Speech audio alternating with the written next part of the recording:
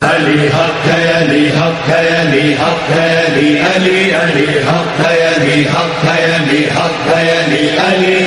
اعوذ باللہ من الشیطان اللعین الرجیم. بسم اللہ الرحمن الرحیم. الحمد للہ رب العالمین. الصلاة والسلام علی اشرف الانبیاء والمرسلین وعلى آلہ الطیبین الطاہرین المعصومین المظلومین. اما بعد، بسم اللہ الرحمن الرحیم. ذالک الذی یبشر اللہ عبادہ الذین آمنوا وعملوا الصالحات. قل لا اسألکم علیہ اجرا الا المودۃ فی القربى. صلوات.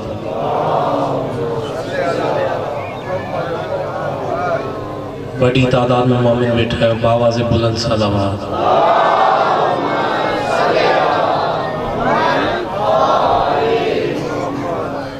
عزیزان گرامی، سادات غیر سادات، چند لمحات کے لیے آپ کو زحمت دوں گا، اور اس مقام پہ کافی سال سے میں آپ سے خطاب کرتا آ رہا ہوں، اور مجھ سے پہلے قبلہ پڑھ رہے تھے، میں دیکھ رہا تھا کہ ماحول میں کافی خاموشی ہے، تو میں خاص کر کے نوجوانوں سے صرف اتنی ہی گزارش کروں گا کہ جتنی دیر بھی میں پڑھوں میرے ساتھ بات کرتے چلنا، تاکہ مجھے احساس ہو کہ میرا خطاب علی کے ماننے والوں سے ہے، علی کو سوچنے والوں سے نہیں. دونوں ہاتھ بلند کر کے آخری مومن تک حیدری.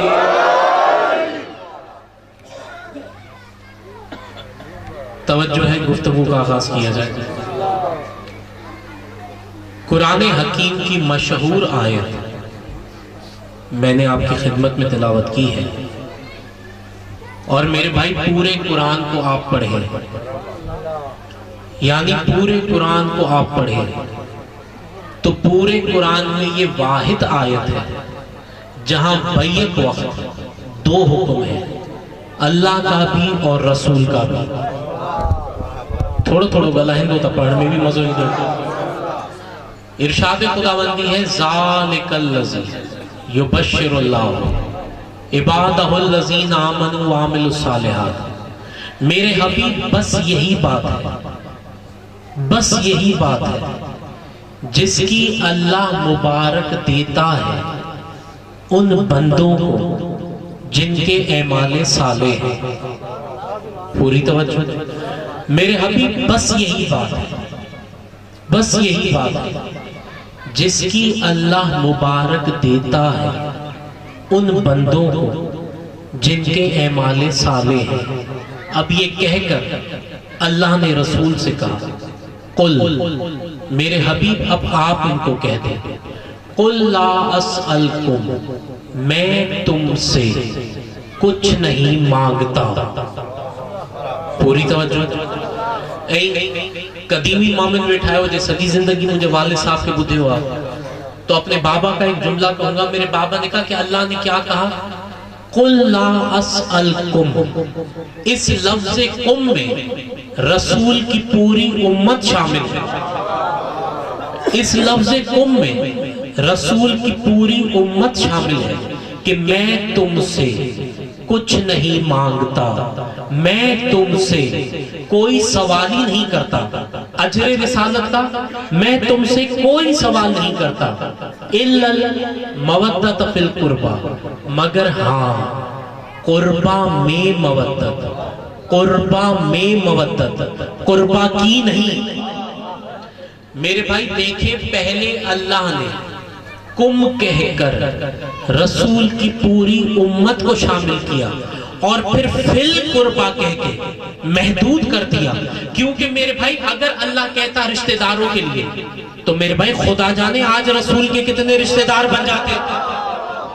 یہ گلائے دو پڑھ میں مزوگی دو نا میرے بھائی. اگر اللہ کہتا رشتہ داروں کے لیے تو خدا جانے آج رسول کے کتنے رشتہ دار بن جاتے.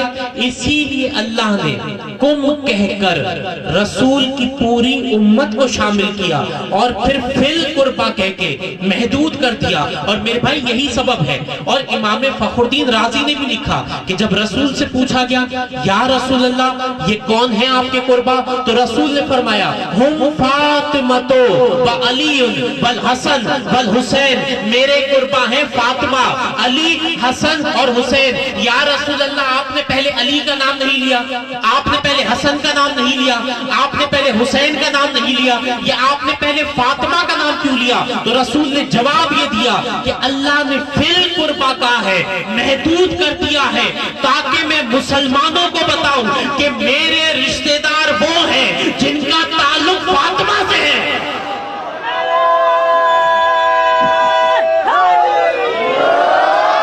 ایسے ہی دونوں ہاتھ بلند کر کے آخری مومن تک حیدری.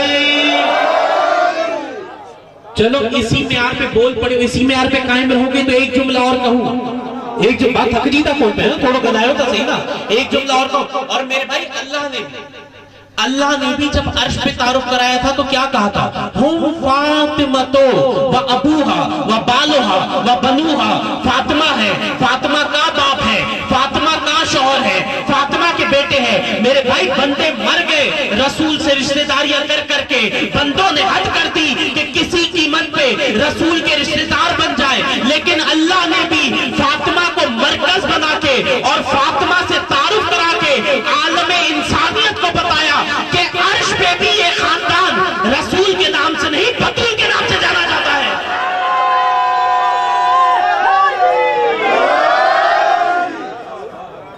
پوری عرش پہ بھی یہ خاندان رسول کے نام سے نہیں بطول کے نام سے جانا چاہتا ہے. اور ایک جملہ کہوں گا اپنے بابا کا, قدیمی مومن بٹھائے ہوئے, اور کیونکہ ایام اعزاں کے بھی دن آنے والے, باقی میرے خیال سے 1.25 مہینہ رہ گیا, محرم بھی آنے میں, تو جملہ ایک ذہن میں آ گیا ہے تو وہ میں کہنا چاہتا ہوں, اور وہی جملے کہوں گا جو میرے بابا نے کہے تھے. اکثر مقامات پہ یہ سوال ہوتا ہے, اور خاص کر کے نوجوانوں کے لیے عرض کر رہا ہوں, اکثر مقامات پہ یہ سوال ہوتا ہے کہ قبلہ یہ بتائیے کہ نماز افضل ہے یا حسین افضل ہے. جو خاموشی چاہیے بھیا, اکثر مقامات پہ یہ سوال ہوتا ہے قبلہ یہ بتائیے کہ نماز افضل ہے یا حسین افضل ہے. میرے بابا نے کہا یہ کوئی پڑھا لکھا آدمی تو سوال نہیں کر سکتا, یہ تو کوئی جاہل ہی سوال کر سکتا ہے. میرے بابا نے کہا اچھا یہ بتاؤ کہ نماز افضل ہے یا وضو افضل ہے. انہوں نے کہا حکیم صاحب نماز افضل ہے. میرے بابا نے کہا سبحان اللہ, بغیر وضو کے نماز پڑھ کے دکھا تو میں بھی دیکھتا ہوں کہ نماز کیسے پڑھتا ہے. پوری توجہ, بڑا جملہ کہنے جا رہا ہوں. میرے بابا نے کہا اچھا مجھے اس بات کا جواب دو کہ عبد الحکیم افضل ہے یا اس کی کیسٹ افضل ہے. پوری توجہ, بڑا جملہ کہہ رہا ہوں. میرے بابا نے کہا مجھے اس بات کا جواب دو کہ عبد الحکیم افضل ہے یا اس کی کیسٹ افضل ہے. کہنے لگے حکیم صاحب یہ آپ نے کیا کہہ دیا, اگر آپ نہیں ہوتے تو آپ کی کیسٹ کہاں سے آتی. بڑا جملہ کہہ رہا ہوں. حکیم صاحب یہ آپ نے کیا کہہ دیا, اگر آپ نہیں ہوتے تو آپ کی کیسٹ کہاں سے آتی. میرے بابا نے کہا بے وقوف یہی تو تجھے سمجھانا چاہتا ہوں کہ اگر عبد الحکیم نہ ہوتا تو اس کی کیسٹ کہاں سے آتی. ارے اگر حسین نہ ہوتے تو نمازیں کہاں سے آتی.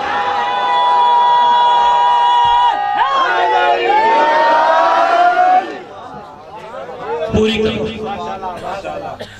اور مجھ سے پہلے قبلہ پڑھ رہے تھے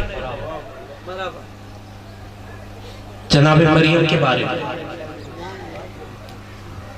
کائنات میں بطول ہے دو, ایک جناب مریم, دوسری بی بی فاطمہ. اور پھر ایک جملہ ذہن میں آ گیا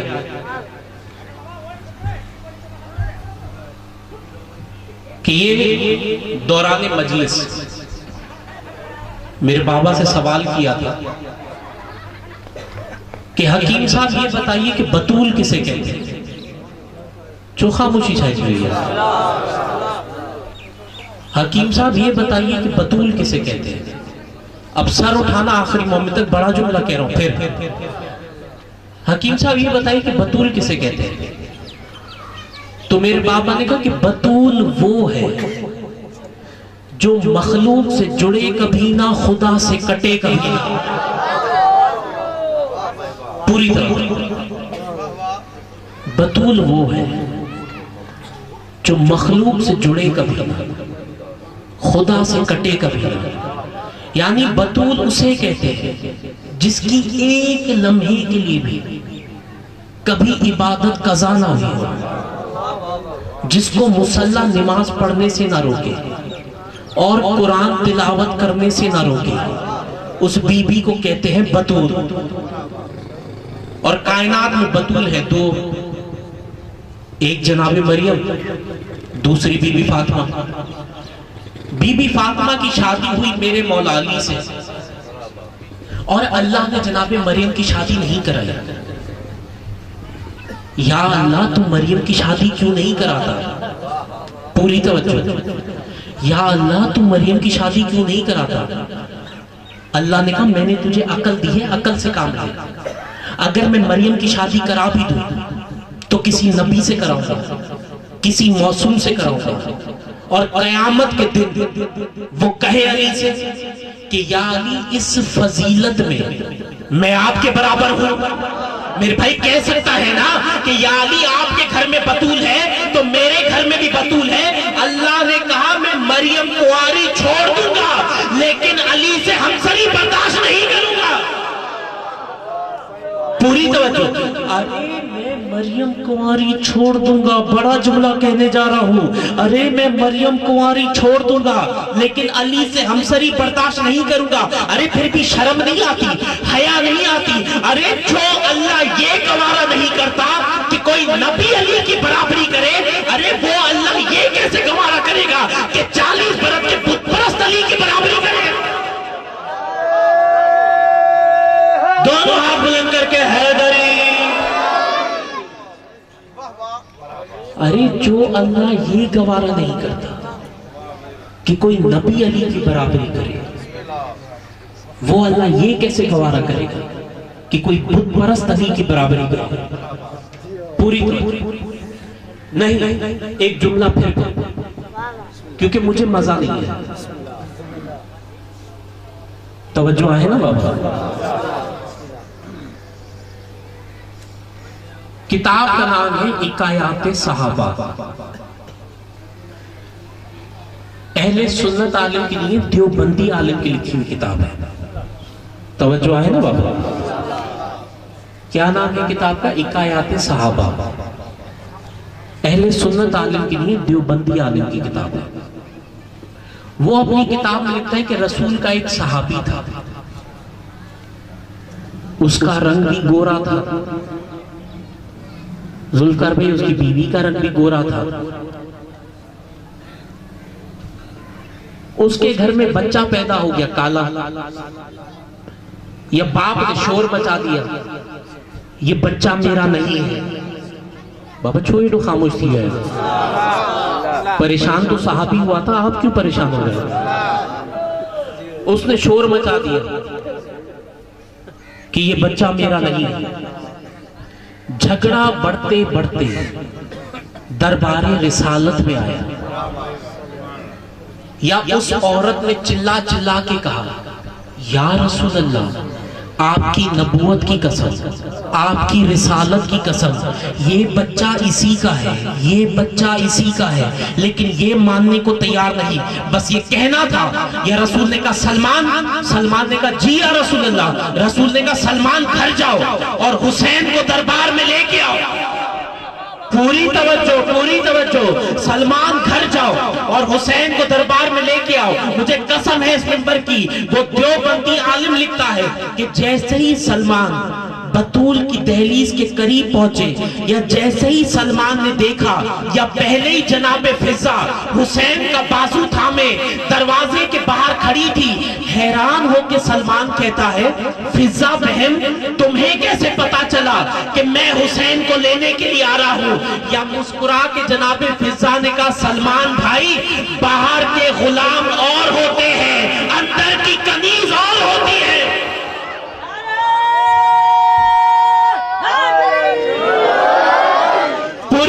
پوری توجہ بس بولتے آؤ تاکہ میں اپنی بات مکمل کروں۔ سلمان بھائی باہر کے غلام اور ہوتے ہیں، اندر کی کنیز اور ہوتی ہے، تمہیں رسول نے بھیجا کہ حسین کو لے کے آؤ، مجھے بطول نے کہا کہ حسین کو دے کے آؤ۔ جیسے ہی حسین دربار رسالت میں پہنچے یا جیسے ہی نانا کے قریب آئے یا اس کالے رنگ والے بچے نے اپنے دونوں ہاتھوں سے حسین کو سلام کیا، بس جیسے ہی سلام کرنا تھا یا رسالت کے تیور بدلے اور صحابی کو جھڑک کے کہا خبردار آج کے بعد اس بچے کو حرامی نہیں کہنا۔ اس نے کہا یا رسول اللہ کیوں؟ تو رسول نے کہا جو بچہ حسین کا احترام کرے وہ بچہ کبھی حرامی ہو ہی نہیں سکتا۔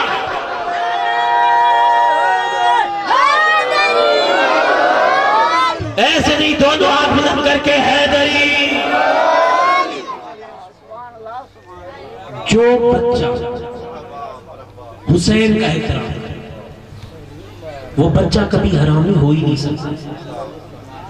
اور ابتدا سے میرے بابا بھی کہا کرتے تھے کہ ابتدا سے ہماری یہی غلطی ہے بھائی،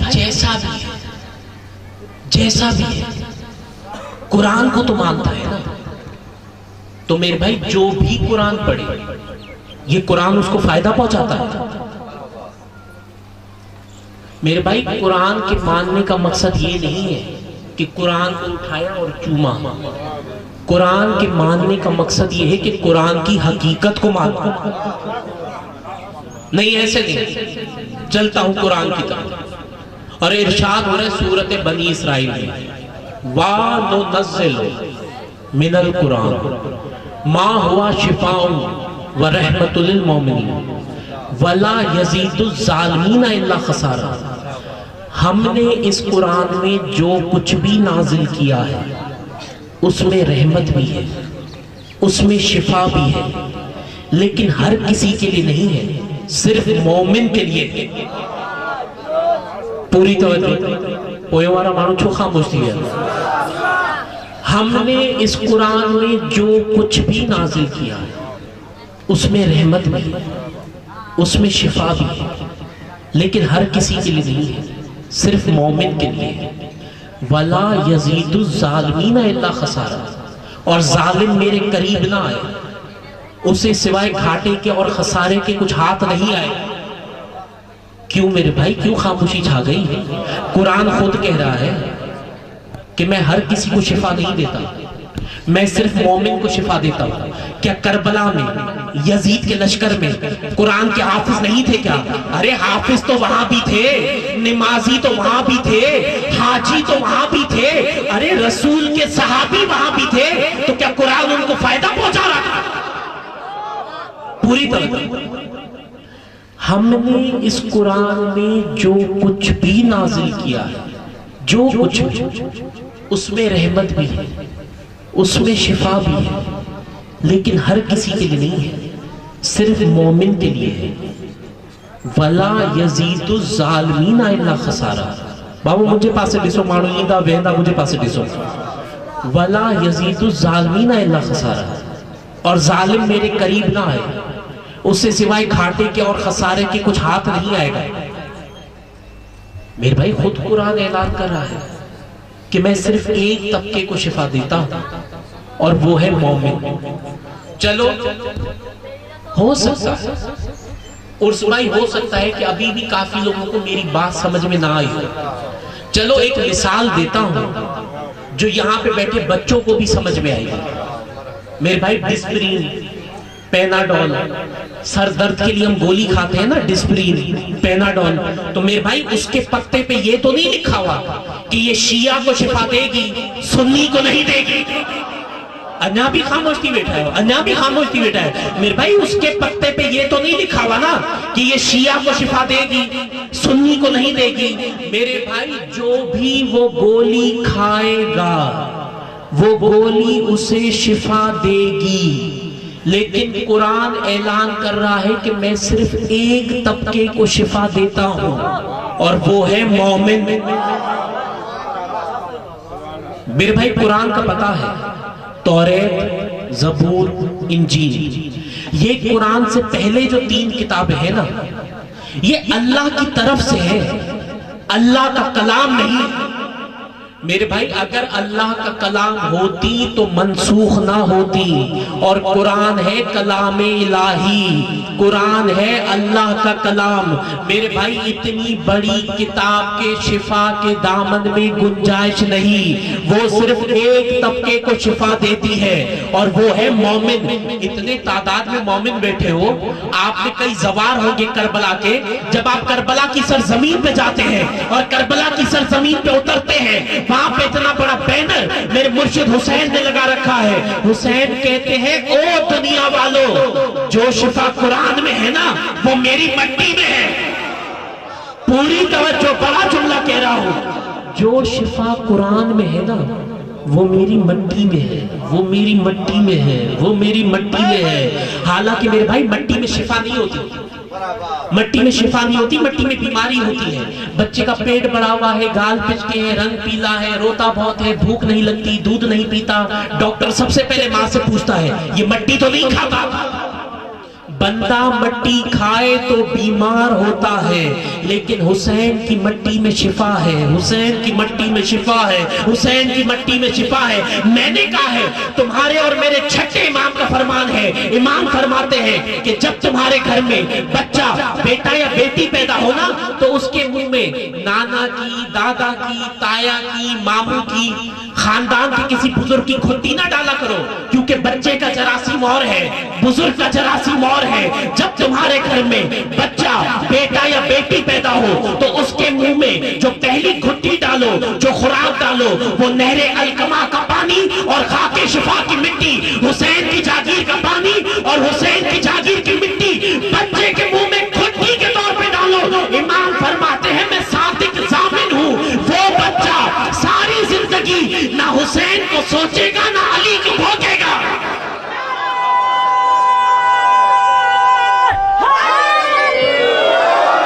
ऐसे नहीं, मिलके दोनों हाथ बुलंद करके हैदरी नहीं। चलो एक जुमला कहता हूं, एक जुमला कहता हूं। मेरा मौला मिंबर पे बैठा था, या मेरे मौला ने फरमाया कि जिसने कुत्ते को एक रोटी का टुकड़ा भी डाला, चोखा मुश्ती है, थक जी पे आता हो नहीं है ना, जिसने कुत्ते को एक रोटी का टुकड़ा भी डाला तो उसकी मिसाल ऐसे है कि उसने 70 अंबिया को कत्ल किया और कयामत के दिन उसे जहन्नुम में डाला जाएगा। बस ये कहना था। या एक शख्स उठ के खड़ा हुआ और हाथ जोड़ के कहा, मौला मैं तो देहात का रहने वाला हूं, मैं तो जानवर भी पालता हूं, उनकी रखवाली के लिए मुझे कुत्ते भी पालने पड़ते हैं, उनको रोटी भी डालना पड़ता है, तो मौला क्या मैं भी जहन्नुम में जाऊंगा? मेरे मौला ने मुस्कुरा कर कहा, मैंने 4 टांगों वाले कुत्ते की बात नहीं की, मैंने 2 टांगों वाले कुत्ते की बात की।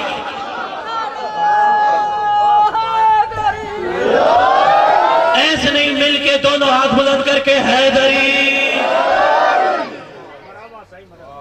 पूरी। और आइए चलता हूं मुसलमानों की बड़ी किताब फराइदुल समद है, उसके ये जुमले कि जिस तरह उससे पहले किबला भी पढ़े थे कि या रसूल अल्लाह, इताअत आपकी करता हूं, मोहब्बत अली से करता हूं, तो एक बात जहन में आ गई, वो भी करता हूं। किताब का नाम है फराइदुल समद है। या एक मर्तबा एक सहाबी आया, अब नाम मुझे नहीं पता, ये जाके तारीख में देखना, और आके कहने लगा, या रसूल अल्लाह ہم جب بھی آپ کے پاس آتے ہیں تو آپ کہتے ہیں کہ علی سے محبت کرو. یا رسول اللہ علی سے محبت کرنے میں فائدہ کیا ہے؟ جو خاموشی چھائی جی میری. یا رسول اللہ جب بھی آپ کے پاس آتے ہیں تو آپ کہتے ہیں کہ علی سے محبت کرو. علی سے محبت کرنے میں فائدہ کیا ہے؟ بس یہ کہنا تھا. یہ رسالت کے تیور بدلے. اور رسول نے کہا کیا کہا؟ کیا کہا؟ یا رسول اللہ میں تو پوچھ رہا تھا کہ ہم جب بھی آتے ہیں تو آپ کہتے ہیں کہ علی سے محبت کرو. علی سے محبت کرنے میں فائدہ کیا ہے؟ بس یہ کہنا تھا. یا رسول نے فرمایا اگر سننا چاہتے ہو تو سنو. الا من حب علی یحبنی. اے صحابی یاد رکھ جو علی سے محبت کرتا ہے وہ مجھ رسول سے محبت کرتا ہے. اور جو مجھ سے محبت کرتا ہے اللہ اس سے راضی ہے. اور اللہ کی رضا جنت کے لیے کافی ہے. پوری طرح بس یہ کہنا تھا. یہ رسول نے کہا اور بتاؤں کہ میرے بھائی سے محبت کرنے میں فائدہ کیا ہے؟ یا کہا ہاں یا رسول اللہ بتائیے. یا رسول نے پھر کہا الا من حب علی یقبل اللہ صلاتہ وصیامہ وقیامہ واستجاب لہ دعاہ. اے صحابی یاد رکھ جو علی سے محبت کرتا ہے اللہ اس کی نماز کو قبول کرتا ہے. اللہ اس کے روزے کو قبول کرتا ہے. اللہ اس کی دعاؤں کو قبول کرتا ہے. پتا چلا اگر علی سے محبت نہیں تو تمہاری کوئی بھی عبادت قبول نہیں.